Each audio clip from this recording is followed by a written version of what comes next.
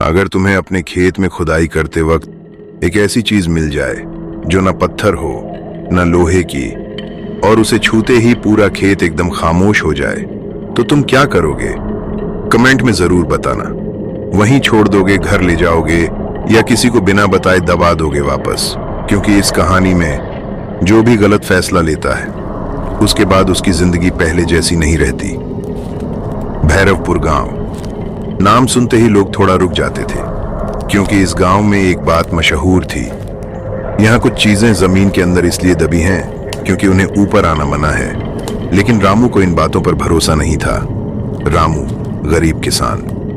रामू एक साधारण किसान था। छोटा खेत, पुराना हल और एक थका हुआ बैल। उस दिन भी वह खेत में काम कर रहा था। मिट्टी थोड़ी सख्त थी, हल बार बार अटक रहा था। रामू ने हल जोर से खींचा और अचानक हल किसी चीज से टकरा कर रुक गया। रामू रुका। ये पत्थर कहां से आ गया? उसने हल खींचा, फिर चलाया, लेकिन वही जगह हर बार हल रोक रही थी। डिस्कवरी। रामू ने मिट्टी हटाई, और जैसे जैसे मिट्टी हटती गई कुछ काला सा बाहर आने लगा। ना उसका आकार समझ आ रहा था, ना उसका मतलब। बस इतना पता था कि वो चीज वहां नहीं होनी चाहिए थी। फर्स्ट रिएक्शन, जैसे ही रामू ने उसे छुआ, पॉज टोन इन नरेशन, बैल पीछे हट गया। हवा अचानक रुक गई और खेत में अजीब सन्नाटा फैल गया। रामू ने धीरे से कहा, यह क्या चीज है?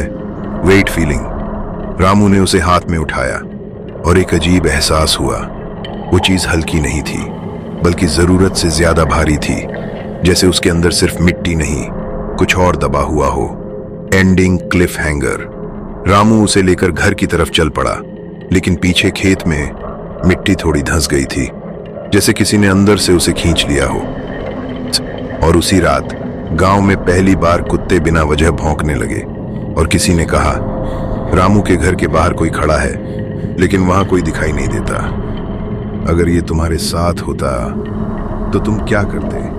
बस एक शब्द में लिखो।